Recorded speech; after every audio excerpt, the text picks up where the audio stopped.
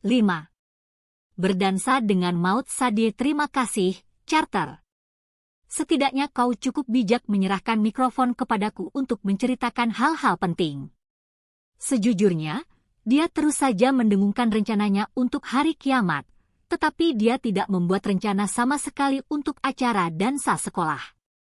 Prioritas saudaraku itu benar-benar kacau. Kurasa aku tidak sedang bersikap egois karena ingin pergi ke pesta dansa.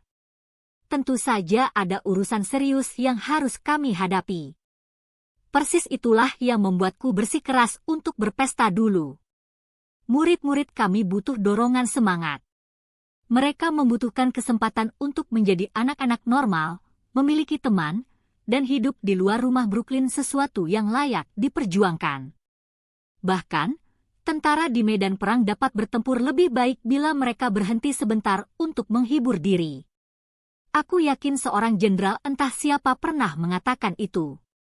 Saat matahari terbenam, aku sudah siap untuk memimpin pasukanku ke medan perang. Aku sudah memilih gaun hitam cantik tanpa tali bahu, mengecat sebagian rambut pirangku dengan warna hitam, dan memberi sedikit sentuhan riasan gelap untuk memunculkan tampilan bangkit dari kubur.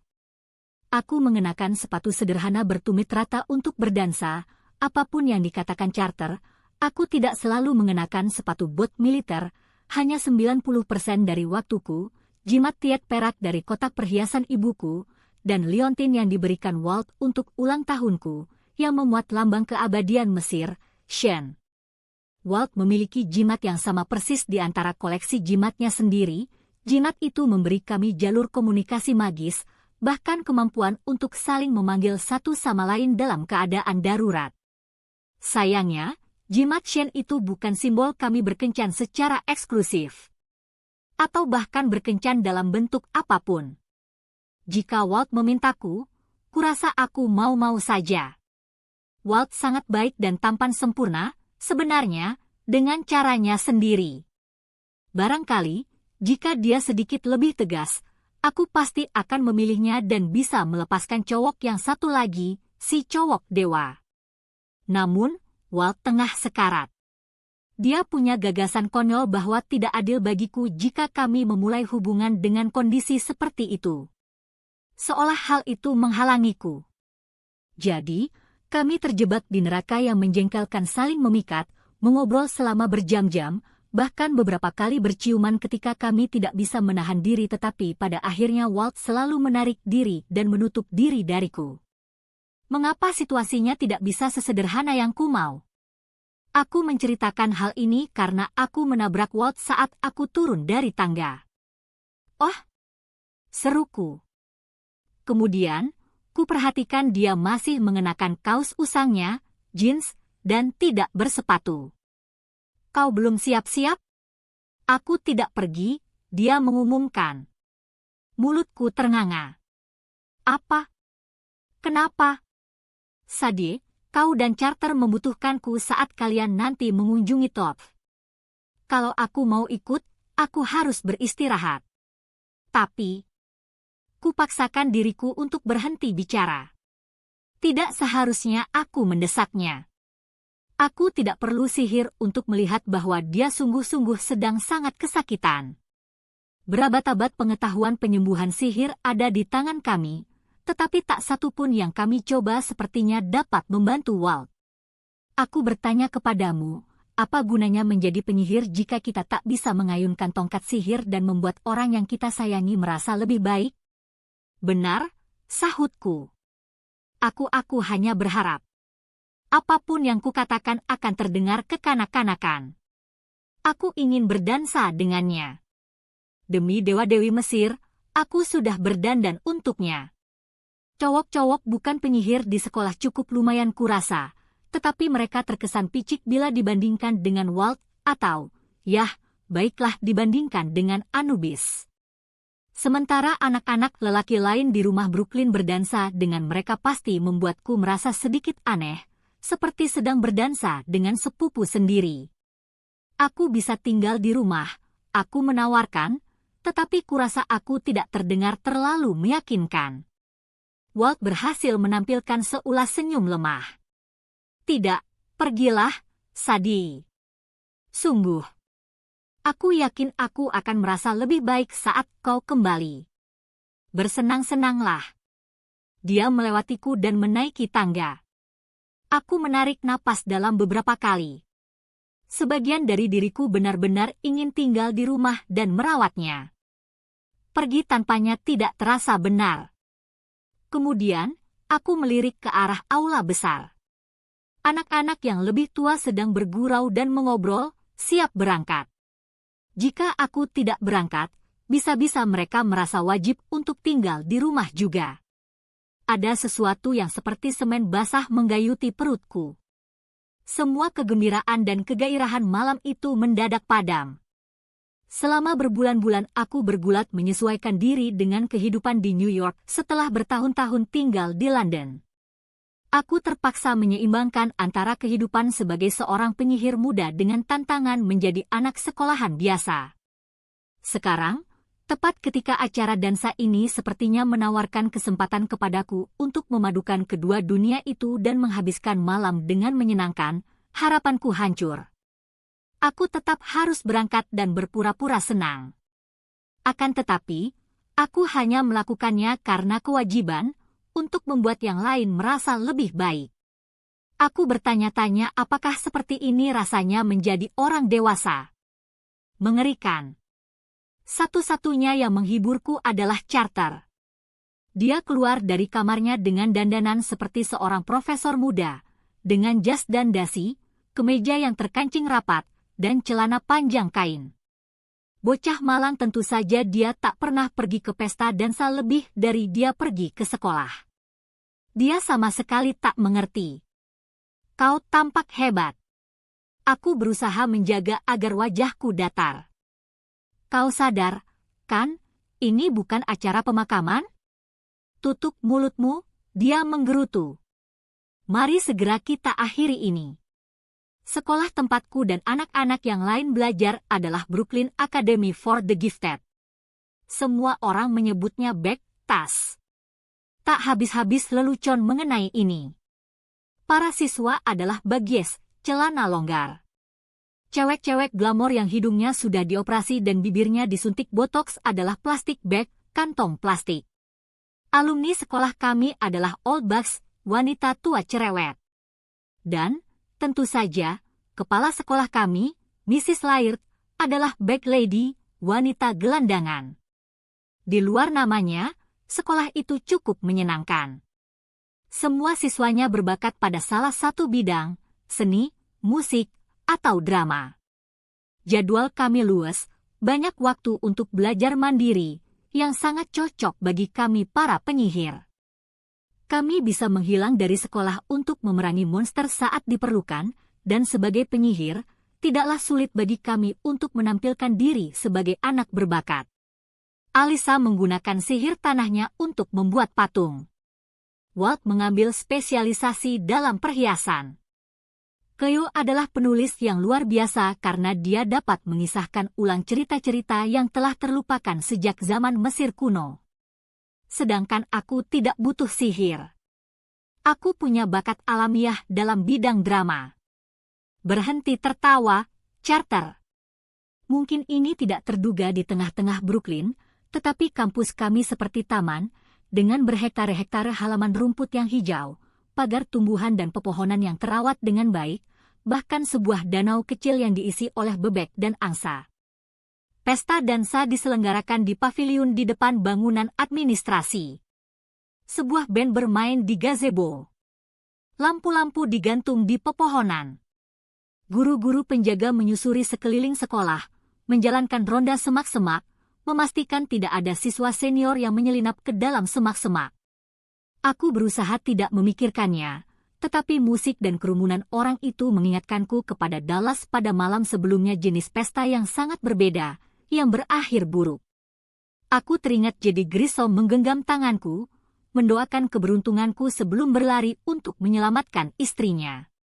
Rasa bersalah yang hebat meluap-luap di dalam diriku. Aku menekannya. Tak ada gunanya bagi pasangan Grissom bila aku mulai menangis di tengah-tengah dansa. Jelas hal itu juga tak akan membantu teman-temanku yang sedang bersenang-senang. Saat kelompok kami menyebar ke dalam keramaian orang, aku menoleh ke arah Carter yang tengah memain-mainkan dasinya. Baiklah, ujarku, kau perlu berdansa. Carter menatapku dengan ngeri. Apa? Kupanggil salah seorang temanku yang bukan penyihir, seorang gadis manis bernama Laci. Dia setahun lebih muda dariku. Jadi, dia sangat mengagumiku. Aku tahu, sulit untuk tidak mengagumiku. Rambut pirangnya dikucir dengan imut, giginya dikawat, dan dia barangkali satu-satunya orang di pesta dansa itu yang lebih gugup daripada kakakku. Namun, dia pernah melihat foto Carter sebelumnya, dan tampaknya menganggap Carter tampan. Aku tidak menyalahkannya. Dari banyak sisi, selera Laci sangat bagus. Laci Carter, aku memperkenalkan mereka. Kau mirip dengan fotomu. Laci tersenyum. Kawat giginya berwarna selang-seling merah muda dan putih, serasi dengan gaunnya. Carter berkata, dia tidak bisa berdansa, aku memberitahu Laci. Aku akan sangat berterima kasih kalau kau mau mengajarinya. Tentu. Pekik Laci.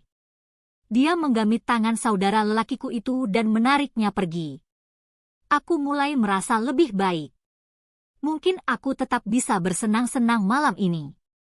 Kemudian, aku berbalik dan mendapati diriku berhadapan dengan salah seorang manusia bukan penyihir yang tak terlalu kusukai, Drew Tanaka, ketua geng cewek populer, ditemani pasukan supermodel tolonya. Sadih! Drew melingkarkan lengannya ke tubuhku. Parfumnya campuran antara aroma mawar dan gas air mata. Senang sekali kau datang, cinta. Kalau aku tahu kau akan datang, kau bisa naik limosin bersama kami. Teman-temannya mengucapkan suara au bersimpati sambil menyeringai untuk menunjukkan bahwa mereka sama sekali tidak tulus melakukannya.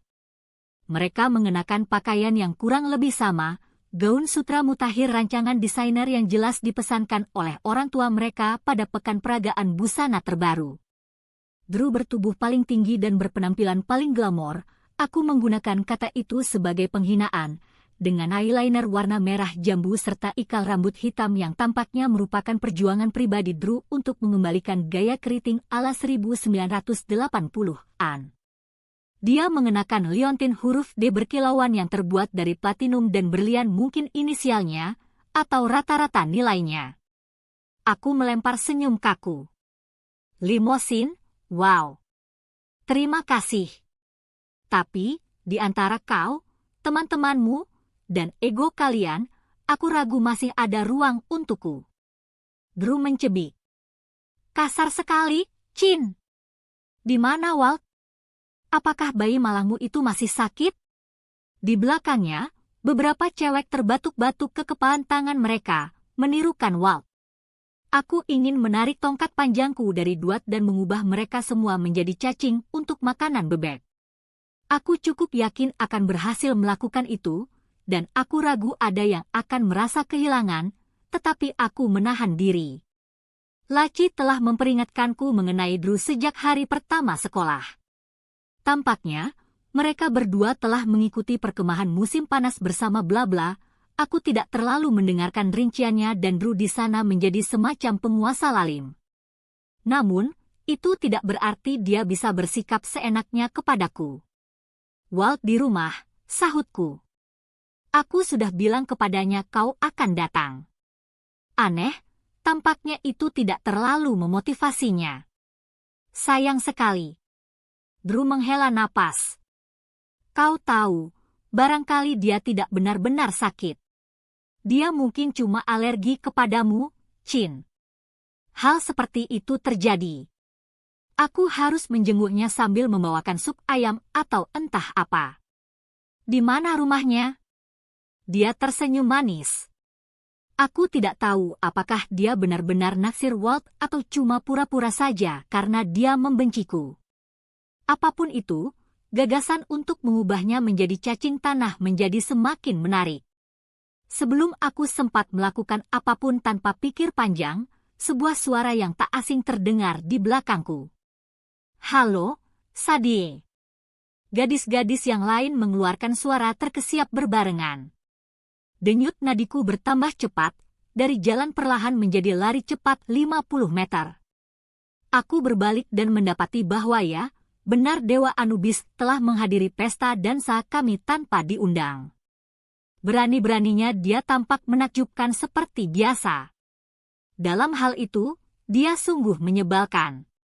Dia mengenakan celana panjang hitam ketat dengan sepatu bot kulit hitam, jaket pengendara sepeda motor menutupi kaos Arcade Fire-nya.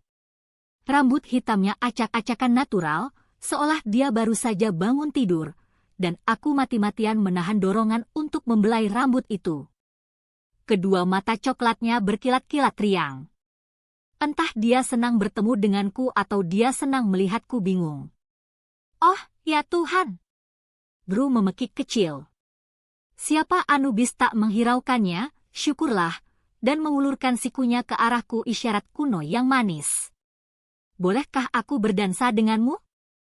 "Kurasa begitu," sahutku, bersikap setidak acuh mungkin. Kulingkarkan tanganku ke tangannya, dan kami meninggalkan para kantong plastik di belakang kami, sementara mereka semua bergumam, "Ya Tuhan! Ya Tuhan!" Aku ingin berkata, sebenarnya tidak. Dia bukan Tuhan. Dia ini dewa yang luar biasa ganteng. Pacar dewaku. Sana, cari dewamu sendiri. Batu-batu pelapis jalan yang tak rata dijadikan lantai dansa yang berbahaya. Di sekeliling kami, banyak anak tersandung-sandung. Anubis tidak membantu, semua anak perempuan menoleh dan ternganga melihatnya saat dia menuntunku melewati keramaian orang. Aku senang Anubis menggandeng tanganku. Emosiku begitu campur aduk sampai-sampai aku merasa pening. Aku sangat senang dia di sini. Aku juga merasa sangat bersalah karena Walt yang malang tinggal di rumah seorang diri sementara aku berjalan bergandengan bersama Anubis. Namun, aku lega Walt dan Anubis tidak sama-sama berada di sini. Itu pasti akan membuat situasi luar biasa canggung. Rasa lega itu membuatku merasa lebih bersalah, dan demikian seterusnya. Demi dewa-dewi Mesir, aku benar-benar galau. Saat kami mencapai bagian tengah lantai dansa, band tiba-tiba mengganti musik dari lagu dansa menjadi lagu cinta yang lembut. "Apakah itu ulahmu?" Aku bertanya kepada Anubis.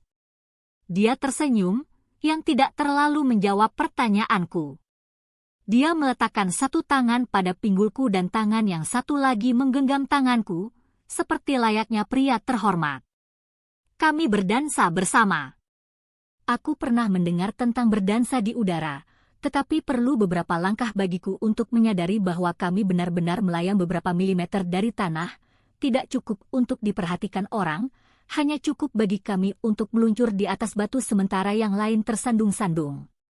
Beberapa meter dariku, Carter tampak sangat canggung saat Laci menunjukkan cara berdansa lambat padanya. Sungguh, Carter, ini bukan fisika kuantum. Aku mendongak, menatap mata coklat Anubis yang hangat dan bibirnya yang indah. Dia pernah menciumku pada hari ulang tahunku, musim semi lalu dan aku tidak akan pernah bisa melupakannya. Orang akan mengira dewa kematian memiliki bibir yang dingin, tetapi kenyataannya tidak seperti itu. Aku berusaha menjernihkan pikiran. Aku tahu Anubis pasti ke sini karena suatu alasan, tetapi sungguh sulit untuk memusatkan pikiran. Kukira aku menelan ludah dan harus berjuang untuk tidak meneteskan liur. "Oh, bagus sekali, Sadie," pikirku. "Sekarang, mari kita coba mengucapkan kalimat lengkap, ya?" "Kukira kau hanya bisa muncul di tempat-tempat kematian," ujarku. Anubis tertawa lembut. "Ini memang tempat kematian, Sadie." Pertempuran Brooklyn Heights, 1776. Ratusan tentara Amerika dan Inggris mati persis di tempat kita berdansa saat ini. Romantis sekali, gumamku. Jadi, kita berdansa di atas kuburan mereka? Anubis menggeleng. Sebagian besar tentara itu tidak memperoleh penguburan yang selayaknya. Itu sebabnya kuputuskan untuk mengunjungimu di sini. Ada baiknya hantu-hantu ini mendapat hiburan, seperti murid-muridmu. Tiba-tiba saja, arwah-arwah berputar di sekeliling kami hantu-hantu bercahaya dengan pakaian abad ke-18. Sebagian mengenakan seragam merah prajurit Inggris. Yang lain mengenakan pakaian milisi biasa. Mereka berputar bersama hantu-hantu perempuan yang mengenakan pakaian petani biasa atau gaun sutra indah. Beberapa di antara wanita berpenampilan mewah itu memiliki bertumpuk-tumpuk rambut keriting yang akan membuat Drew sekalipun merasa iri. Para hantu sepertinya berdansa mengikuti lagu yang berbeda. Aku berusaha menajamkan telingaku dan samar-samar mendengar suara biola dan selo. Tak satu pun manusia bukan penyihir yang tampaknya memperhatikan serbuan hantu itu. Bahkan teman-temanku dari rumah Brooklyn tidak menyadarinya. Aku menyaksikan satu pasangan hantu berdansa waltz menembus charter dan laci. Saat Anubis dan aku berdansa, Brooklyn Academy seperti memudar dan para hantu menjadi lebih nyata. Seorang tentara menderita luka tembak di dadanya. Sebilah kapak tertancap di wig bertabur bedak seorang perwira Inggris. Kami berdansa di antara dua dunia, bergerak berdampingan bersama hantu-hantu mengerikan korban pembantaian yang tengah tersenyum. Anubis jelas tahu bagaimana menunjukkan hal menyenangkan kepada seorang gadis. Kau melakukannya lagi, ujarku. Mengubah frekuensiku, atau entah bagaimana kau menyebutnya. Sedikit, dia mengakui. Kita perlu keleluasaan untuk bicara.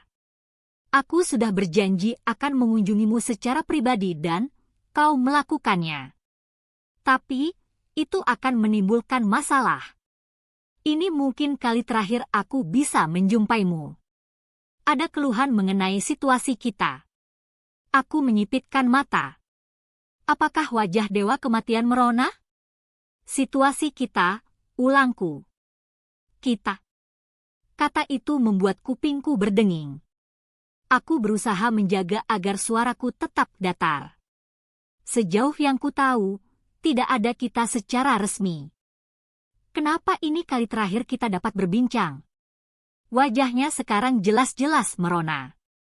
Kumohon, dengarkan saja. Banyak sekali yang perlu kusampaikan kepadamu. Pemikiran saudara lelakimu sudah benar. Bayangan Apophis adalah harapan terbaik kalian, tapi hanya satu orang yang dapat mengajari sihir yang kalian butuhkan. Todd mungkin bisa sedikit memandu kalian, tapi aku ragu dia akan mengungkapkan mantra rahasianya. Itu terlalu berbahaya. Tunggu sebentar, tunggu sebentar. Aku masih terguncang mendengar komentar mengenai kita. Pikiran bahwa sekarang mungkin adalah kali terakhir aku berjumpa Anubis. Itu membuat sel-sel otakku panik, ribuan sadi kecil berlarian ke sana kemari dalam kepalaku, menjerit-jerit dan melambai-lambaikan tangan. Aku berusaha memfokuskan perhatian. Maksudmu, Apophis memang memiliki bayangan? Itu bisa digunakan untuk mengutuk, tolong jangan gunakan istilah itu. Anubis meringis. Tapi, ya, semua entitas yang berakal memiliki jiwa. Jadi, mereka semua memiliki bayangan, bahkan Apophis. Aku tahu sebanyak ini karena aku pemandu mereka yang mati. Aku harus mengurusi jiwa-jiwa. Apakah bayangannya bisa digunakan untuk melawannya? Secara teoretis, ya. Tapi, banyak bahayanya. Sudah sewajarnya. Anubis memutarku melewati sepasang hantu kolonial. Murid-murid yang lain memandangi kami, berbisik-bisik saat kami berdansa, tetapi suara mereka terdengar jauh dan aneh, seolah mereka berada di seberang air terjun. Anubis mengamatiku dengan semacam raut penyesalan yang lembut. Sadi, aku tidak akan mengirimmu ke jalan ini kalau ada cara lain. Aku tidak ingin kau mati. Aku sepakat dengan itu, sahutku. Bahkan, sekadar membicarakan sihir semacam ini adalah hal terlarang, dia memperingatkan. Tapi, kau perlu tahu apa yang kau hadapi. Shout adalah bagian jiwa yang paling tidak dimengerti. Ia adalah bagaimana menjelaskannya tumpuan terakhir jiwa, citra susulan dari daya hidup seseorang. Kau pernah mendengar bahwa jiwa-jiwa yang jahat akan dihancurkan di aula penghakiman ketika Amit memangsa hati mereka, timpalku. Ya. Anubis melirihkan suaranya. Kami berkata bahwa ini menghancurkan jiwa sepenuhnya. Namun, itu tidak benar. Bayangan masih ada. Kadang-kadang, tidak sering, Osiris memutuskan untuk, meninjau ulang suatu keputusan. Kalau seseorang dianggap bersalah, tapi bukti baru muncul, harus ada cara untuk mengembalikan jiwa dari ketiadaan. Aku berusaha memahami. Pikiran-pikiranku terasa melayang di udara seperti kakiku yang tidak terhubung dengan kepadatan.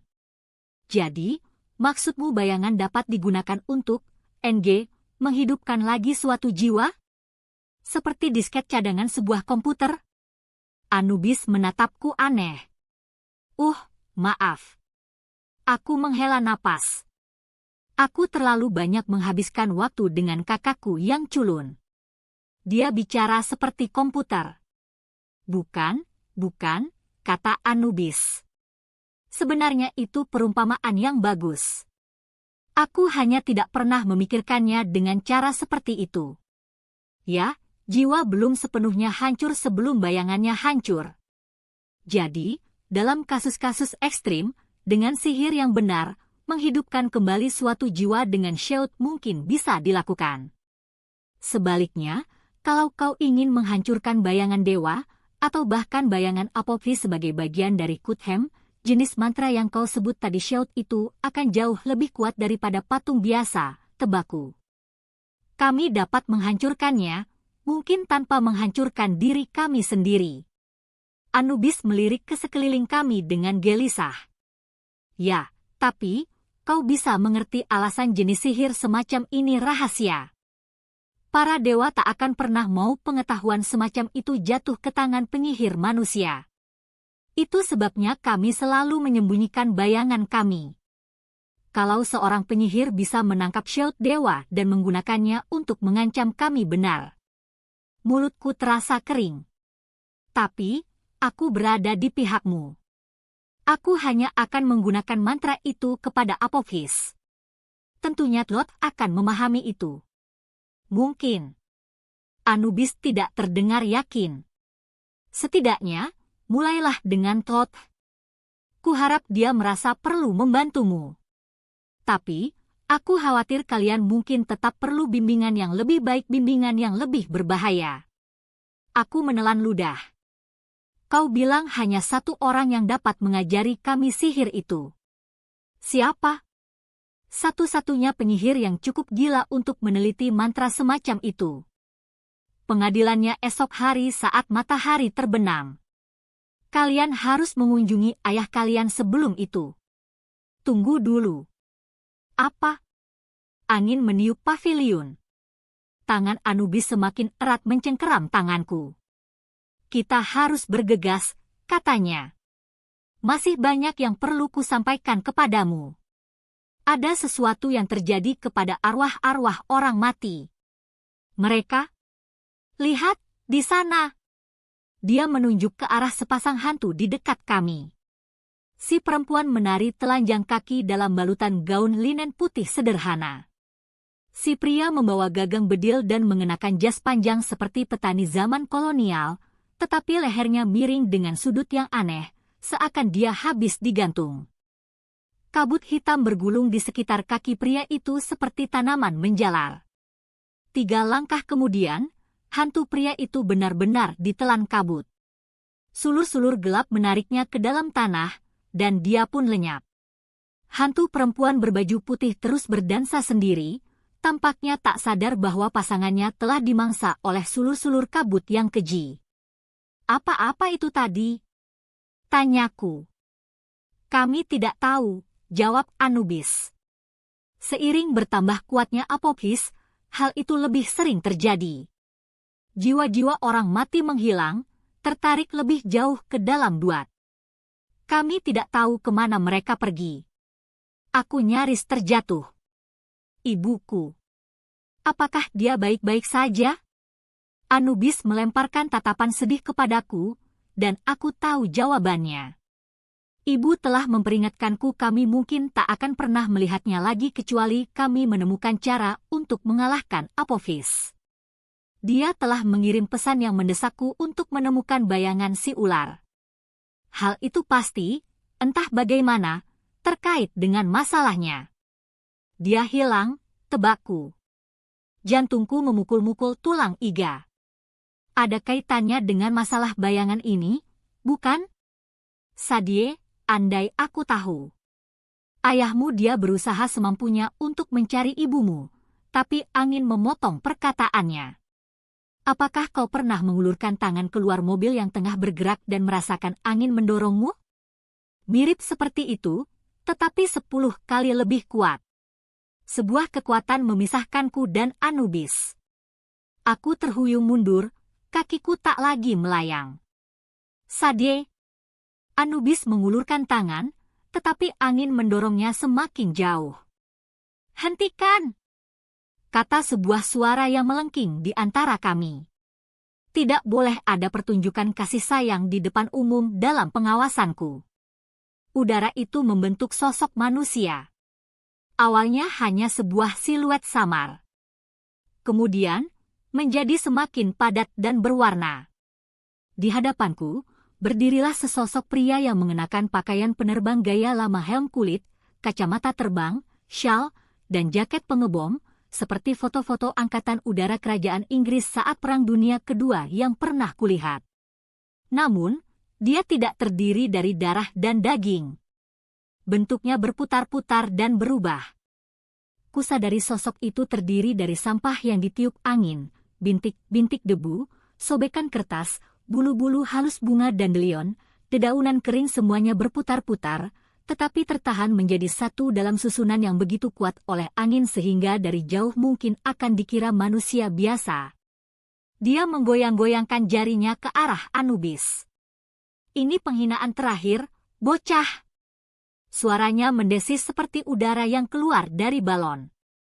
Kau telah diperingatkan berulang kali. Tunggu sebentar. Ujarku. Siapa kau? Anubis tidak bisa dibilang bocah. Usianya sudah 5.000 tahun. Tepat sekali, sergah si pilot. Masih bocah.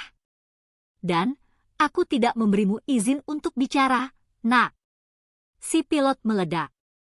Ledakannya sedemikian kuat sampai-sampai kedua telingaku seperti meletup dan aku terjatuh terduduk. Di sekelilingku, manusia-manusia lain, teman-temanku, guru-guru, dan semua siswa lain roboh begitu saja. Anubis dan para hantu sepertinya tak terpengaruh. Si pilot terbentuk lagi, menatap marah ke arahku. Aku berusaha bangkit dan mencoba memanggil tongkat panjangku dari Duat. Tidak berhasil. Apa yang telah kau lakukan? Aku menuntut jawaban. Sadie, tidak apa-apa, kata Anubis. Teman-temanmu hanya tak sadarkan diri. Shu hanya menurunkan tekanan udara. She? Tanyaku, She siapa? Anubis menekan kedua pelipisnya dengan jemari. Sadie, ini Shu, kakek buyutku. Kemudian, aku pun teringat, Shu adalah salah satu nama dewa konyol yang pernah kudengar. Aku mencoba mengingat-ingat. Ah, dewa sandal. Bukan, tunggu. Balon bocor. Bukan udara. Desis Shu. Dewa udara. Tubuhnya memudar menjadi tornado serpihan sampah. Ketika terbentuk lagi, dia mengenakan kostum Mesir kuno telanjang dada dengan kain melilit pinggang dan sehelai bulu merak raksasa menyembul dari jalinan ikat kepalanya. Dia kembali berganti kostum angkatan udara. Pakaian pilot saja, ujarku. Bulu merak benar-benar tidak cocok untukmu. Shu mengeluarkan suara mendesing yang tidak ramah. Aku lebih suka tak terlihat, terima kasih banyak. Tapi, kalian para manusia telah mencemari udara begitu parah, sehingga hal itu semakin sulit dilakukan. Sungguh mengerikan apa yang telah kalian lakukan selama beberapa ribu tahun belakangan ini. Apakah kalian tidak pernah mendengar tentang hari bebas asap? Naik kendaraan bersama? Mesin hibrida? Jangan sampai aku mulai bicara soal sapi. Apakah kalian tahu bahwa setiap sapi mengeluarkan lebih dari 100 galon metana per hari lewat tahak dan kentutnya? Ada 1,5 miliar sapi di dunia. Apakah kalian tahu apa akibatnya itu pada sistem pernapasanku? NG. Dari saku jaketnya, Shu mengeluarkan sebuah inhaler dan menghisapnya. Sungguh mengerikan. Aku mengangkat sebelah alis ke arah Anubis yang tampak sangat malu. Shu, katanya, kami hanya mengobrol. Kalau kau membiarkan kami menyelesaikan, mengobrol. Raung Shu jelas-jelas melepaskan gas metananya sendiri, sambil berpegangan tangan, dan berdansa, dan perilaku-perilaku tak senonoh lainnya. Jangan pura-pura lugu, bocah. Kau tahu aku pernah menjadi pengawas para remaja sebelum ini. Aku memisahkan kakek nenekmu selama beribu-ribu tahun. Tiba-tiba saja, aku teringat cerita Nut dan Geb, langit dan bumi. Ra telah memerintahkan ayah Nut, Shu, untuk memisahkan kedua kekasih itu agar mereka tak bisa menghasilkan anak yang suatu hari nanti bisa merebut singgasana Ra. Strategi itu tidak berhasil, tetapi rupanya Shu masih berusaha. Si Dewa Udara melambaikan tangan dengan jijik ke arah para manusia yang tidak sadarkan diri, yang sebagian baru saja mulai mengerang dan bergerak. Dan, sekarang, Anubis, aku menemukanmu di sarang kebejatan ini, di rawa perilaku tak senonoh ini, di sekolah ini? Aku mengusulkan. Ya? Shu mengangguk-angguk begitu bersemangat, hingga kepalanya buyar menjadi gumpalan dedaunan. Kau sudah mendengar titah para dewa, bocah. Kau menjadi terlalu dekat dengan manusia ini. Dengan ini kau dilarang berhubungan lebih lanjut. Apa? Teriakku, itu konyol. Siapa yang mengeluarkan titah itu? Shu mengeluarkan bunyi seperti ban yang tengah dikempeskan. Entah dia sedang tertawa atau mengolok-olokku dengan iringan angin. Seluruh majelis para dewa, nak, dipimpin oleh Yang Mulia Horus dan Yang Mulia Isis. Aku merasa seolah diriku sendiri juga tengah membuyar menjadi serpihan-serpihan sampah. Isis dan Horus? Aku tak bisa mempercayainya. Ditikam dari belakang oleh dua dewa yang seharusnya merupakan temanku. Isis dan aku harus bicara soal ini. Aku menoleh kepada Anubis, berharap dia akan mengatakan bahwa itu dusta belaka. Dia mengangkat kedua tangannya tanpa daya. Sadie, aku sudah berusaha menyampaikannya kepadamu. Para dewa tidak diperbolehkan untuk berhubungan langsung dengan manusia. Itu hanya mungkin dilakukan kalau dewa memakai wujud manusia, dan seperti yang kau ketahui, aku tak pernah bekerja dengan cara seperti itu. Aku mengertakkan gigi. Aku ingin mengatakan bahwa Anubis memiliki wujud yang bagus, tetapi dia sudah sering memberitahuku bahwa dia hanya dapat muncul di dalam mimpi atau di tempat-tempat kematian. Tidak seperti dewa-dewi lain, dia tidak pernah menggunakan tubuh manusia. Ini sangat tidak adil. Kami bahkan belum pernah berkencan dengan selayaknya. 1 kali ciuman 6 bulan lalu, dan Anubis dilarang menemuiku selamanya? Kau tidak mungkin serius. Aku tidak yakin siapa yang membuatku lebih marah, si Dewa Udara pengawas yang cerewet atau Anubis sendiri. Kau tidak benar-benar membiarkan mereka mengatur-aturmu seperti ini, kan? Dia tidak punya pilihan. Bentak Shu. Upaya itu membuatnya terbatuk-batuk hebat, sampai dadanya meledak menjadi bulu-bulu bunga dandelion. Dia kembali menghisap inhalernya. Kadar ozon Brooklyn menyedihkan. Sekarang, pergilah, Anubis. Jangan berhubungan lagi dengan manusia ini. Tidak pantas. Sementara kau, gadis, menjauhlah dari Anubis. Banyak hal lebih penting yang harus kau lakukan. Oh, ya? Ujarku. Bagaimana denganmu, Tuan Tornado Sampah? Kita tengah bersiap-siap menghadapi perang, dan hal terpenting yang dapat kau lakukan adalah mencegah orang berdansa? Tekanan udara mendadak meningkat. Darah bergemuruh di kepalaku. Begini, gadis. Shu meraung. Aku sudah membantumu lebih daripada yang layak kau terima. Aku mendengarkan doa si bocah Rusia itu. Aku membawanya ke sini jauh-jauh dari St. Petersburg untuk bicara denganmu. Jadi, hus-hus. Angin mendorongku mundur. Hantu-hantu menghilang seperti asap. Manusia-manusia yang tak sadarkan diri mulai bergerak-gerak, melindungi wajah mereka dari serpihan sampah. Bocah Rusia? Aku berteriak kepada angin ribut itu. Kau ini bicara apa? Shu buyar menjadi sampah dan berputar-putar di sekeliling Anubis, mengangkat Anubis dari tanah. Sadi!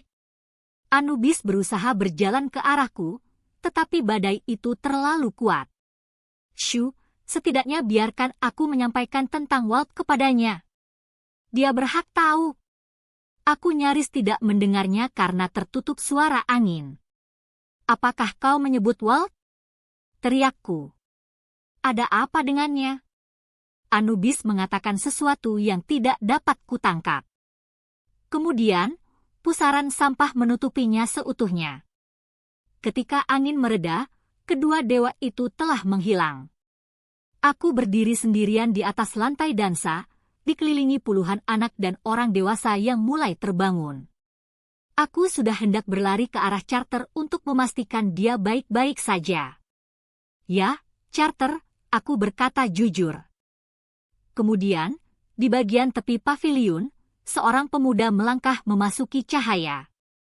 Dia mengenakan seragam militer abu-abu dengan mantel wol yang terlalu berat untuk dikenakan pada malam September yang hangat. Sepertinya, hanya telinganya yang besarlah yang menahan topi berukuran terlalu besar di kepalanya. Sepucuk senapan tersandang di bahunya. Dia tidak mungkin berusia lebih dari 17 tahun, dan meski jelas bukan berasal dari sekolah-sekolah yang menghadiri acara dansa itu, samar-samar dia terlihat tidak asing. St. Petersburg, kata Shu. Ya. Aku pernah bertemu pemuda ini musim semi lalu. Charter dan aku waktu itu tengah lari dari Hermitage Museum. Pemuda ini berusaha menghentikan kami. Dia menyamar sebagai penjaga, tetapi ternyata dia adalah penyihir dari Nome Rusia, salah satu pelayan Vladimir Shikov yang jahat. Aku mengambil tongkat panjangku dari Duat berhasil kali ini. Pemuda itu mengangkat tangan tanda menyerah. Nyet! Dia memohon. Kemudian, dengan bahasa Inggris terpatah-patah, dia berkata, Sadi Kane. Kita perlu bicara. 6 Amos bermain dengan boneka tentara Sadie namanya Leonid, dan kami sepakat untuk tidak saling membunuh. Kami duduk di atas anak tangga gazebo dan berbincang-bincang sementara siswa-siswi dan para guru berusaha bangun di sekitar kami. Kemampuan bahasa Inggris Leonid tidak bagus. Kemampuan bahasa Rusiaku nol besar, tetapi cukup banyak yang kupahami dari ceritanya untuk merasa khawatir. Dia kabur dari Nome Rusia dan entah bagaimana meyakinkan Shu untuk membawanya ke sini menemuiku. Leonid mengingatku saat kami menyerbu Hermitage. Tampaknya, aku memberi kesan cukup kuat pada diri pemuda itu. Tidak heran.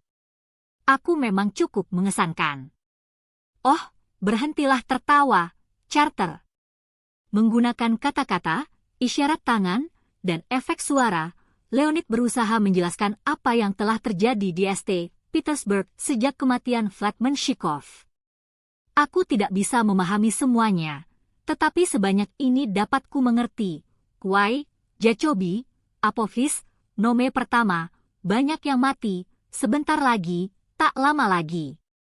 Para guru mulai mengumpulkan siswa-siswi dan menghubungi para orang tua.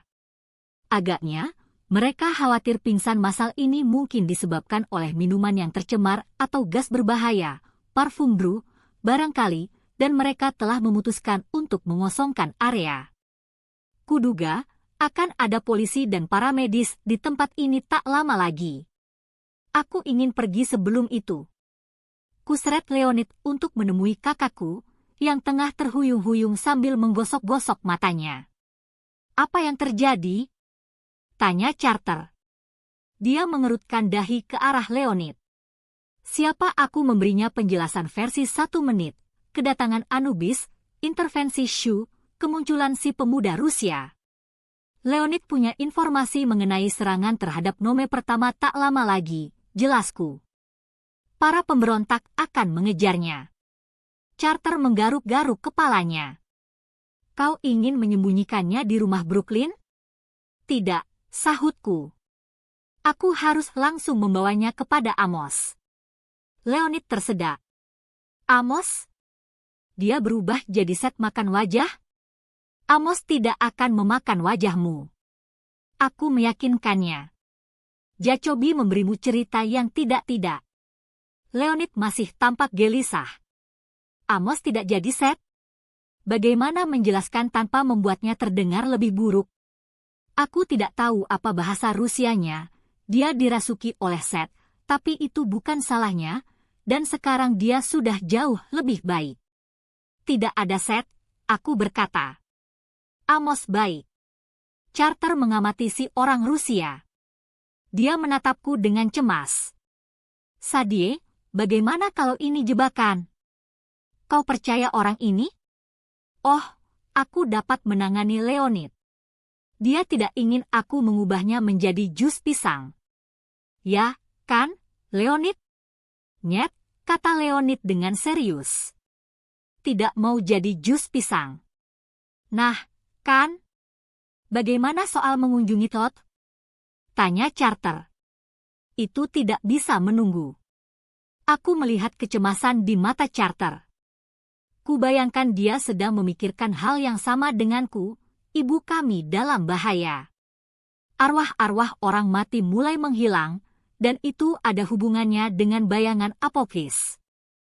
Kami harus menemukan kaitannya. Kau saja yang mengunjungi Todd, ujarku. Ajak Walt. NG, awasi dia, ya? Anubis ingin mengatakan sesuatu tentang Walt, tapi tidak sempat. Lantas, di Dallas, ketika aku melihat Walt diduat, aku tidak bisa menyelesaikan kalimatku. Sekadar membayangkan Walt terbungkus dalam kain linen mumi saja sudah membuat mataku berair. Untunglah, Carter tampaknya memahami garis besarnya. Aku akan menjaganya, dia berjanji. Bagaimana caramu pergi ke Mesir? Aku merenungkan hal itu. Leonid agaknya terbang ke sini menggunakan Shu Airways, tetapi aku ragu si dewa penerbang cerewet itu mau membantuku, dan aku tak ingin meminta. Kita harus mengambil risiko membuat portal, jawabku. Aku tahu itu agak tidak stabil, tapi hanya 1 kali lompatan cepat. Masalah apa sih yang mungkin timbul? Kalian bisa muncul di dalam tembok, kata Carter, atau tercerai-berai diduat dalam jutaan keping. Wah, Carter, kau ternyata peduli. Tapi, sungguh, kami akan baik-baik saja. Kita juga tidak punya banyak pilihan. Aku memberinya pelukan singkat. Aku tahu, terlalu sentimental, tetapi aku ingin menunjukkan solidaritas. Kemudian, sebelum aku sempat berubah pikiran, kutarik tangan Leonid dan berlari menyeberangi kampus. Kepalaku masih pusing gara-gara perbincanganku dengan Anubis. Berani-beraninya Isis dan Horus memisahkan kami ketika kami bahkan belum bersama. Dan, apa yang ingin disampaikan Anubis kepadaku mengenai Walt? Barangkali dia ingin mengakhiri hubungan kami yang mengenaskan dan memberi restu kepadaku untuk memacari Walt? Kemungkinan kecil.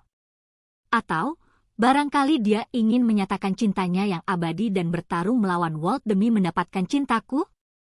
Sangat kecil kemungkinannya, aku pun tak akan senang diperebutkan seperti bola basket. Atau, barangkali yang paling mungkin dia ingin menyampaikan kabar buruk. Anubis sudah pernah mendatangi Walt beberapa kali, setahuku. Mereka berdua agak pelit informasi tentang apa yang mereka bicarakan, tetapi karena Anubis adalah pemandu orang mati, kuduga dia tengah menyiapkan Walt untuk meninggal.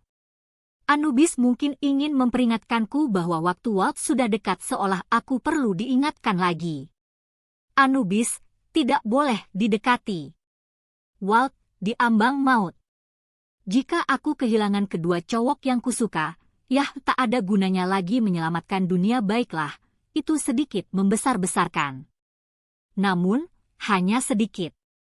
Selain itu, ibuku berada dalam masalah, dan para pemberontak Sarah Jacobi tengah merencanakan serangan mengerikan ke markas pamanku. Lantas, mengapa aku merasa begitu optimistis? Sebuah gagasan mulai menyentakku secercah kecil kemungkinan. Ini bukan hanya prospek kami mendapatkan cara untuk mengalahkan sang ular. Kata-kata Anubis terus terngiang di benakku. Bayangan masih ada. Harus ada cara untuk mengembalikan jiwa dari ketiadaan. Jika bayangan dapat digunakan untuk mengembalikan jiwa manusia yang telah musnah, dapatkah bayangan melakukan hal yang sama untuk dewa? Aku begitu sibuk berpikir, sampai-sampai tidak menyadari ketika kami mencapai gedung seni. Leonid menghentikanku. Ini untuk portal? Dia menunjuk ke arah sebongkah pahatan batu kapur di halaman dalam. Ya, jawabku. Terima kasih. Singkat cerita, ketika mulai bersekolah di Bek, aku berpikir mungkin sebaiknya ada relik Mesir di dekat situ untuk keadaan darurat. Jadi, aku melakukan tindakan yang logis, meminjam sebongkah dekorasi batu dari Museum Brooklyn di dekat situ. Terus terang, museum itu memiliki cukup banyak batu. Kurasa mereka tidak akan kehilangan yang satu ini. Aku meninggalkan tiruan artefak itu di museum sebagai gantinya dan meminta Alisa menunjukkan artefak Mesir yang asli kepada guru seninya sebagai proyek kelas sebuah upaya meniru bentuk seni kuno. Sang guru terkesan sebagaimana seharusnya. Dia memajang karya seni Alisa di halaman dalam, di luar ruang kelasnya. Pahatan itu menampilkan orang-orang yang berkabung di sebuah pemakaman, yang kurasa cocok untuk latar sekolah. Pahatan itu bukan benda seni yang berpengaruh atau penting, tetapi semua relik Mesir kuno memiliki sejumlah kekuatan, seperti baterai sihir. Dengan latihan yang tepat, seorang penyihir dapat menggunakannya untuk memberi daya kepada mantra yang, kalau tidak dengan cara begitu, akan mustahil dilakukan seperti membuka portal. Aku sudah cukup menguasai sihir jenis ini. Leonid mengawasiku saat aku mulai merapal mantra. Sebagian besar penyihir menunggu waktu baik untuk membuka gerbang. Mereka menghabiskan bertahun-tahun untuk menghafal jadwal peringatan penting seperti saat lahirnya tiap-tiap dewa, penjajaran bintang-bintang, dan lain sebagainya. Kurasa, seharusnya aku mencemaskan hal-hal seperti itu, tetapi tidak. Mengingat sejarah Mesir telah berusia ribuan tahun, begitu banyak waktu baik sehingga aku sekadar merapal mantra saja sampai mengenai salah satu waktu baik. Tentu saja, aku harus berharap portalku tidak membuka pada waktu yang tidak baik. Itu akan menimbulkan berbagai macam efek samping yang tidak mengenakan, tetapi apa artinya hidup tanpa mengambil beberapa risiko? Carter menggeleng-geleng dan bergumam. Aku sama sekali tidak tahu alasannya. Udara beriak di depan kami. Sebuah jalan masuk berbentuk bundar muncul pusaran pasir emas yang bergulung-gulung. Leonid dan aku pun melompat ke dalamnya. Aku ingin mengatakan mantraku bekerja dengan baik dan kami tiba di nome pertama. Sayangnya, itu tidak terlalu tepat. Portal itu memuntahkan kami dengan kasar 100 meter di atas Kairo. Aku mendapati diriku terjun bebas melewati udara malam yang dingin menuju lampu-lampu kota di bawah sana. Aku tidak panik. Aku bisa merapal beberapa mantra untuk keluar dari situasi ini. Aku bahkan bisa berubah bentuk menjadi elang, walaupun itu bukan cara favoritku untuk bepergian. Sebelum aku sempat memutuskan jenis tindakan apa yang akan kulakukan, Leonid mencengkeram tanganku. Arah angin berubah. Mendadak, kami meluncur di atas kota dengan gerakan yang terkendali. Kami mendarat dengan lembut di padang pasir persis di luar perbatasan kota, di dekat sekumpulan puing-puing yang, berdasar pengalaman, aku tahu menutupi pintu masuk menuju Nome pertama. Aku menatap Leonid dengan takjub. Kau memanggil kekuatan Shu? Shu, katanya dengan muram. Ya, perlu. Aku melakukan hal terlarang. Aku tersenyum senang. Kau pemuda yang pintar. Kau mempelajari sendiri jalan dewa-dewi? Aku tahu ada alasan untuk tidak mengubahmu menjadi jus pisang. Mata Leonid membelalak. Tidak jus pisang. Kumohon. Itu pujian, bodoh, kataku. Terlarang itu bagus. Sadi suka yang terlarang. Sekarang, ayo. Kau perlu bertemu pamanku. Charter pasti akan menggambarkan kota bawah tanah itu dengan detail luar biasa rinci, dengan ukuran tepat tiap-tiap ruangan, sejarah membosankan setiap patung dan hieroglif, serta uraian mengenai latar belakang pembangunan markas sihir Dewan Kehidupan. Aku tak akan menyiksamu seperti itu. Tempat itu besar. Penuh dengan sihir. Berlokasi di bawah tanah. Nah, sudah. Di ujung akhir terowongan masuk, kami menyeberangi jembatan batu yang melintasi sebuah jurang, dan di sana aku diadang oleh sesosok ba. Roh burung yang bersinar-sinar itu, dengan kepala orang Mesir terkenal yang mungkin seharusnya ku ketahui, memberiku pertanyaan, apa warna mata Anubis? Coklat. Duh. Kurasa dia mencoba menipuku dengan pertanyaan gampang. Ba itu mengizinkan kami lewat dan memasuki kota. Sudah 6 bulan aku tidak mengunjunginya, dan aku sedih melihat betapa sedikit penyihir yang ada di sana. Nome pertama tak pernah dipadati orang. Sihir Mesir telah memudar abad demi abad, seiring semakin sedikitnya murid baru yang mempelajari seni itu. Namun, saat ini sebagian besar toko di gua pusat tutup. Di kios-kios pasar, tidak ada yang tengah tawar-menawar harga ans atau bisa kalah jengking. Seorang penjual jimat yang tampak bosan menjadi bersemangat saat kami mendekat, lalu kembali loyo saat kami melewatinya. Langkah-langkah kami bergaung di dalam terowongan yang senyap itu. Kami melintasi salah satu sungai bawah tanah, lalu berjalan berkelok-kelok melewati area perpustakaan dan ruang burung-burung. Charter bilang seharusnya aku menjelaskan mengapa tempat itu disebut demikian. Itu adalah gua yang dipenuhi segala jenis burung. Sekali lagi duh. Charter, kenapa kau membenturkan kepalamu ke meja?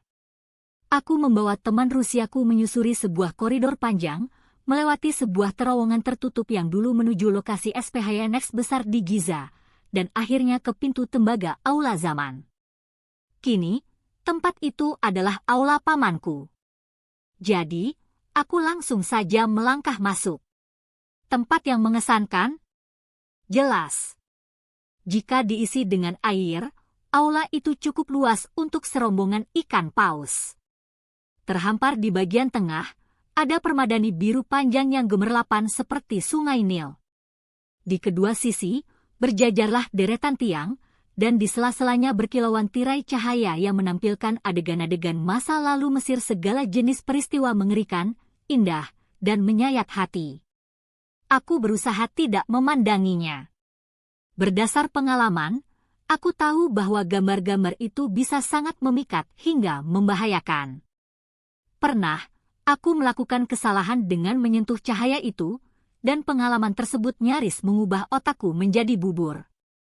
Bagian cahaya pertama berwarna emas zaman para dewa. Agak jauh sesudahnya, zaman kerajaan kuno menyinarkan warna perak, lalu zaman kerajaan pertengahan berwarna coklat tembaga, demikian seterusnya. Beberapa kali, saat kami berjalan, aku harus menarik Leonid dari adegan-adegan yang memikat matanya. Sejujurnya, aku tidak jauh lebih baik. Mataku berkaca-kaca ketika melihat gambaran Bes sedang menghibur dewa-dewi lain dengan berjumpalitan hanya mengenakan cawat. Maksudku, aku menangis karena aku kangen melihatnya begitu penuh daya hidup, meskipun pemandangan Bes yang mengenakan cawat sudah cukup untuk membuat mata siapapun terbakar. Kami melewati tirai perunggu untuk zaman kerajaan baru.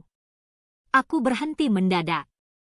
Dalam ilusi optik yang terus berganti itu, sesosok pria kurus yang mengenakan jubah pendeta menggenggam tongkat sihir dan sebilah pisau di atas seekor banteng hitam. Pria itu menggumamkan sesuatu seolah tengah memberkati hewan tersebut. Aku tidak tahu banyak mengenai adegan itu, tetapi aku mengenali wajah pria tersebut. Hidung melengkung seperti paruh burung, dahi tinggi, bibir tipis yang melengkung membentuk seulas senyum jahat saat dia menggerakkan pisau di leher si hewan malang. Itu dia, gumamku. Aku berjalan menuju tirai cahaya. Nyet. Leonid mencengkeram lenganku. Katamu cahaya ini tidak baik, jangan mendekat. Kau benar, ujarku. Tapi, itu Paman Vinny. Aku yakin itu wajah yang sama dengan yang muncul di dinding Dallas Museum, tetapi bagaimana mungkin? Adegan yang tengah kulihat pastilah sudah terjadi ribuan tahun silam. Bukan Vinny, kata Leonid. Muaset. Maaf. Aku tidak yakin apakah pendengaranku benar, atau bahkan bahasa apa yang digunakan Leonid. Apakah itu nama? Dia itu. Leonid lantas berbicara dalam bahasa Rusia, lalu menghela napas jengkel. Terlalu sulit dijelaskan. Mari kita temui Amos, yang tidak makan wajahku. Kupaksakan diri untuk memalingkan pandangan dari gambar itu. Gagasan yang bagus. Mari kita teruskan perjalanan. Di ujung aula, tirai cahaya merah untuk zaman modern berubah menjadi ungu kehitaman. Seharusnya, ini menandai awal dari sebuah zaman baru, walaupun tak seorang pun di antara kami tahu pasti era macam apakah itu.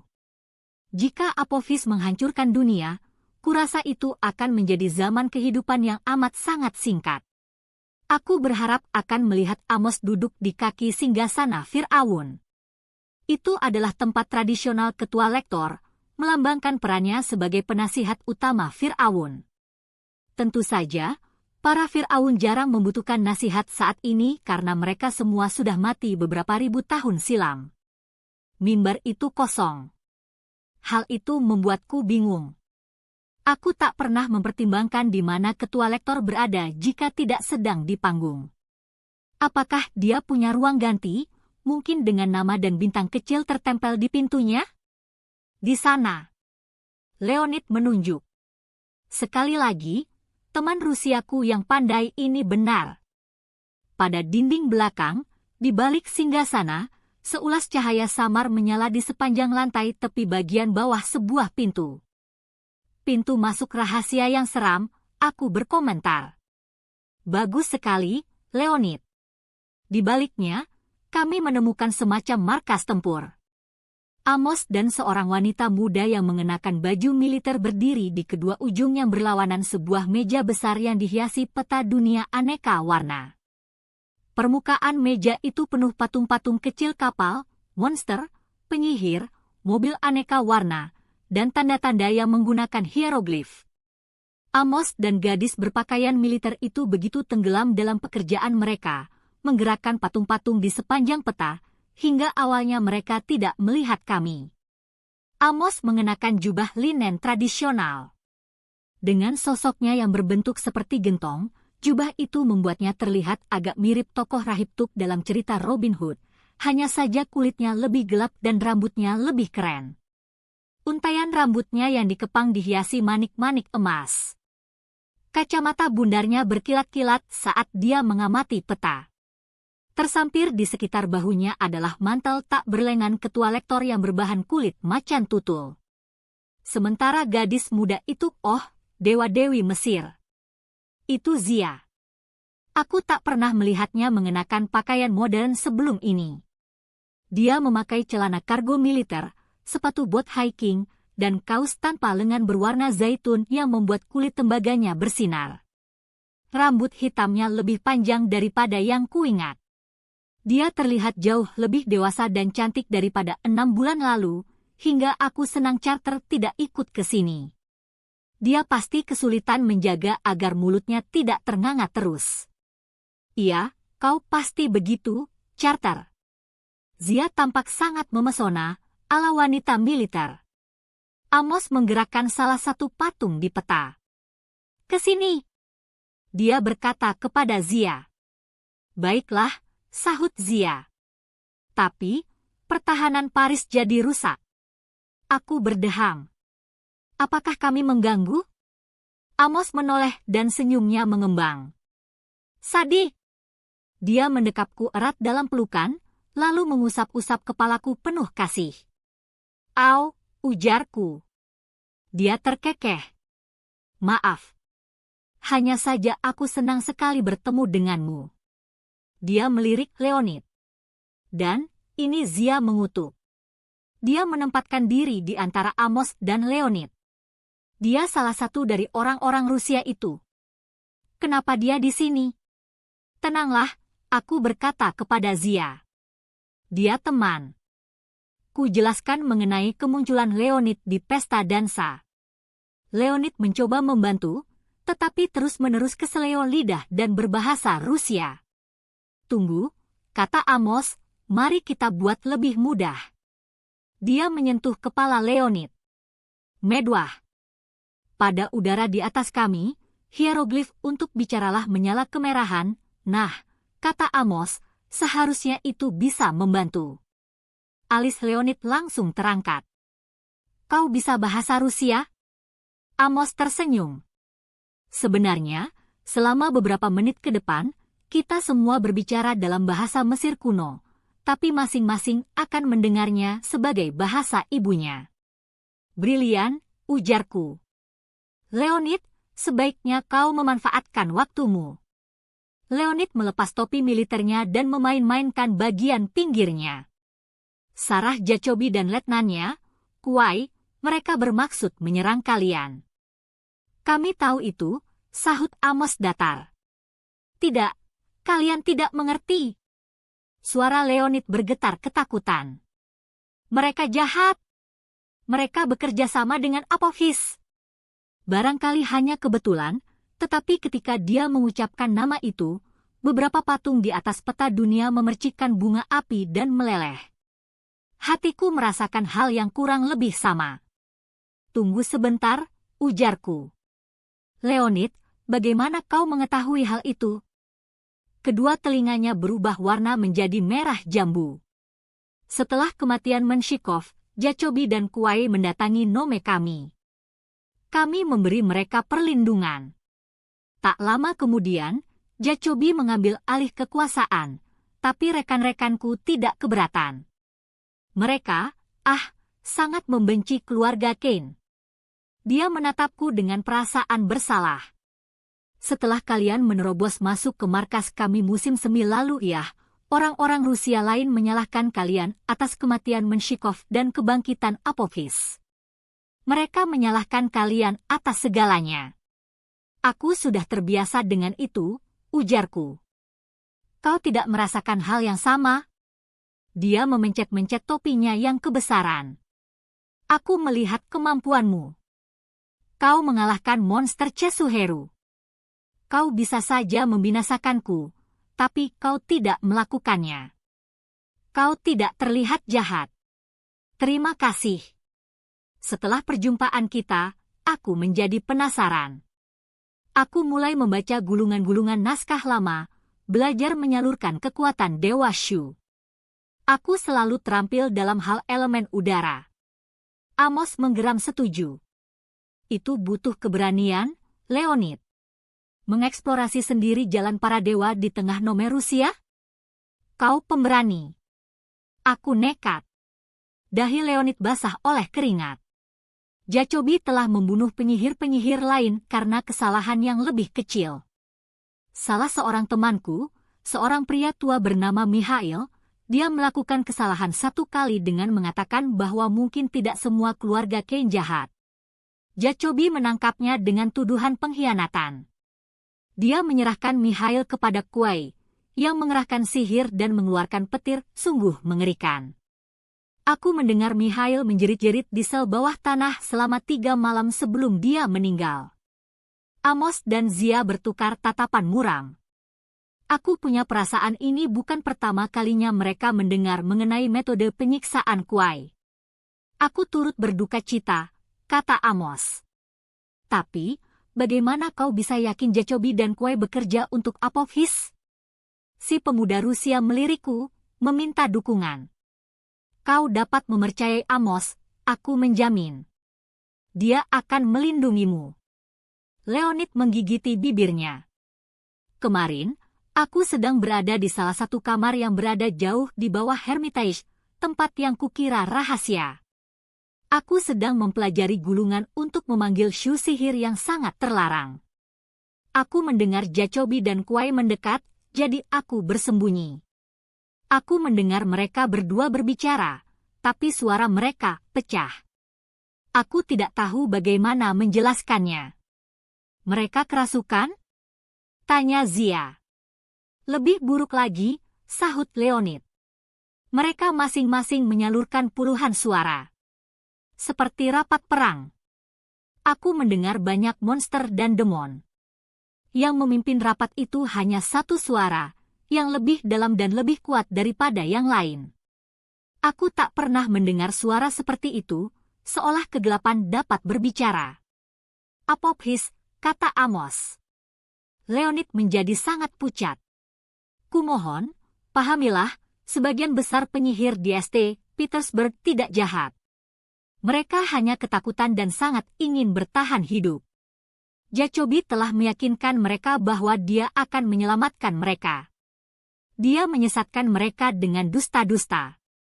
Dia bilang keluarga Kane adalah demon. Tapi, dia dan Kuai, mereka monster. Mereka bukan lagi manusia. Mereka telah mendirikan kemah di Abu Simbel. Dari sana, mereka akan memimpin para pemberontak melawan Nome pertama. Amos berbalik ke peta. Dia menyusurkan jarinya ke arah selatan, sepanjang sungai Nil, menuju sebuah danau kecil.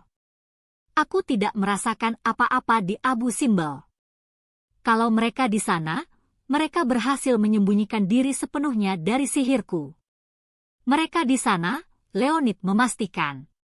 Zia mengerutkan dahi. Di bawah hidung kita sendiri, dalam jangkauan serangan. Kita seharusnya membunuh para pemberontak itu di rumah Brooklyn ketika ada kesempatan. Amos menggeleng. Kita pelayan MAED keteraturan dan keadilan. Kita tidak membunuh musuh karena hal-hal yang mungkin mereka lakukan di masa depan. Sekarang, musuh-musuh itulah yang akan membunuh kita, ujar Zia. Di peta meja, dua patung lagi mengeluarkan bunga api dan meleleh di Spanyol. Sebuah miniatur kapal hancur berkeping-keping di lepas pantai Jepang. Amos meringis. Kalah lagi. Dia memilih sebuah patung kobra mini dari Korea dan mendorongnya ke arah puing-puing kapal. Dia menyingkirkan penyihir-penyihir yang meleleh dari Spanyol. Peta apa sih itu? Tanyaku. Zia menggerakkan sebuah tanda hieroglif dari Jerman ke Prancis. Peta perang Iskandar. Seperti yang pernah kusampaikan kepadamu, dia ahli dalam bidang sihir perpatungan. Aku ingat. Ketua lektor yang lama begitu ahlinya sampai-sampai dia membuat replika Zia sendiri, tetapi kuputuskan untuk tidak menyinggung hal itu. Tanda-tanda itu melambangkan pasukan sungguhan, tebakku. Ya, sahut Amos, peta itu menunjukkan kepada kita gerakan musuh, paling tidak sebagian besar gerakan itu. Peta ini juga memungkinkan kita mengirim pasukan dengan sihir ke tempat mereka diperlukan. Dan, bagaimana keadaan kita? Raut wajah Amos mengungkapkan segala yang perlu ku ketahui. Pasukan kita terlalu sedikit dan terpencar, kata Amos. Para pengikut Jacobi menyerang tempat-tempat terlemah kita. Apophis mengirim demon-demonnya untuk meneror sekutu-sekutu kita. Serangan-serangan mereka seperti terkoordinasi. Karena memang terkoordinasi, kata Leonid. Kuai dan Jacobi berada di bawah kendali ular itu. Ku geleng-gelengkan kepala tak percaya. Bagaimana mungkin Kuai dan Jacobi sebodoh itu? Tidakkah mereka mengerti Apophis hendak menghancurkan dunia? Kekacauan itu menggoda, kata Amos. Jelas Apophis telah memberi janji-janji kekuasaan kepada mereka. Dia berbisik di telinga mereka, meyakinkan mereka bahwa mereka terlalu penting untuk dimusnahkan. Mereka percaya mereka dapat membuat dunia baru lebih baik daripada dunia lama, dan perubahan itu layak ditebus dengan harga berapapun, bahkan pemusnahan massal. Aku tidak mampu memahami bagaimana ada orang yang bisa tertipu seperti itu, tetapi Amos bicara seolah-olah dia paham. Tentu saja, Amos pernah mengalaminya. Dia pernah dirasuki oleh Set, dewa kejahatan dan kekacauan. Dibandingkan Apophis, Set hanyalah gangguan kecil, tetapi tetap saja dia berhasil mengubah pamanku, salah seorang penyihir paling kuat sedunia, menjadi boneka tanpa daya. Jika Charter dan aku tidak berhasil mengalahkan Set dan memaksanya kembali ke Duat, yah, konsekuensinya pasti tidak bagus. Zia mengambil sebuah patung Raja Wali. Dia menggerakkannya menuju Abu Simbel, tetapi patung kecil itu mulai berasap. Zia terpaksa melepasnya. Mereka membangun benteng yang kuat, katanya. Kita tidak akan bisa mencuri dengar. Mereka akan menyerang dalam waktu 3 hari, kata Leonid. Pada saat yang sama, Apophis akan bangkit saat fajar menyingsing pada ekuinoks musim gugur. Ekuinoks lagi? Gerutuku. Bukankah kekacauan yang terakhir dulu itu terjadi pada salah satu ekuinoks? Kalian orang Mesir punya obsesi tak sehat terhadap ekuinoks. Amos melemparkan tatapan tegas kepadaku. Sadi, seperti yang aku yakin kau ketahui, ekuinoks adalah waktu yang memiliki arti penting secara sihir, ketika siang dan malam sama panjang. Lagi pula, ekuinoks musim gugur menandai hari terakhir sebelum kegelapan menggantikan cahaya. Itu momen ketika Ra mengundurkan diri ke langit. Aku khawatir Apophis mungkin akan bergerak saat itu. Itu adalah hari yang paling tidak baik. Tidak baik? Aku mengerutkan kening. Tapi, tidak baik kan artinya jelek. Kenapa mereka, Kusadari bahwa bagi kekuatan kekacauan, hari-hari jelek kami pastilah hari baik mereka.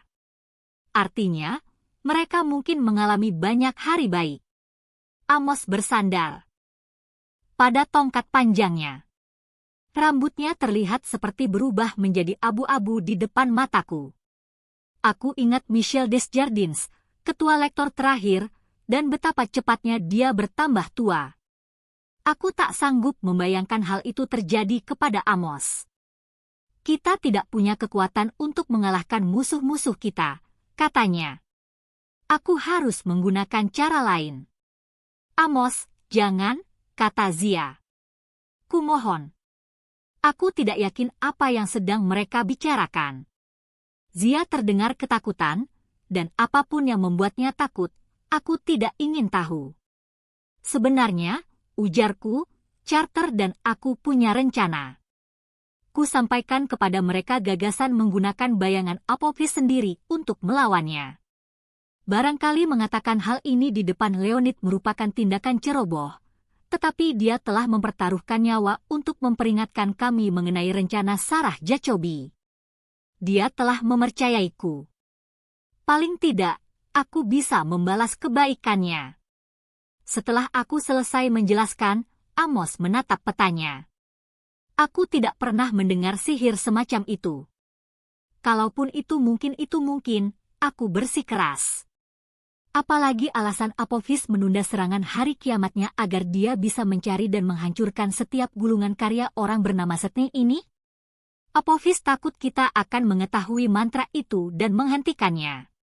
Zia melipat kedua tangannya. Tapi, kalian tidak bisa melakukannya.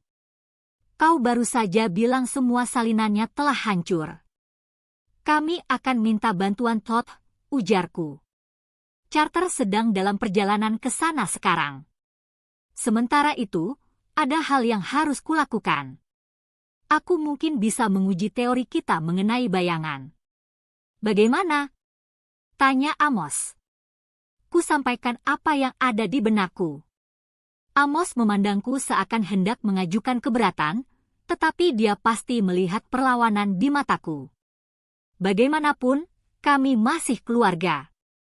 Dia tahu betapa keluarga Kane bisa sangat keras kepala ketika sudah menetapkan pikiran. Baiklah, katanya. Pertama-tama, kau harus makan dan beristirahat. Kau boleh berangkat saat fajar. Zia, aku ingin kau pergi bersama Sade. Zia tampak terkejut. Aku? Tapi, aku mungkin maksudku, apakah itu bijak? Sekali lagi, aku merasa melewatkan percakapan yang penting. Apa yang dibicarakan oleh Amos dan Zia? Kau akan baik-baik saja, Amos menenangkannya. Sadie membutuhkan bantuanmu. Aku akan menyuruh orang lain untuk mengawasi Ra pada siang hari. Zia tampak gelisah, tidak seperti biasanya. Zia dan aku pernah berselisih di masa lalu, tetapi dia tak pernah kehilangan rasa percaya diri. Sekarang, aku nyaris mencemaskannya. Tidak usah risau, ujarku kepadanya. Akan menyenangkan. Perjalanan singkat ke dunia orang mati, danau maut berapi. Masalah apa yang mungkin terjadi?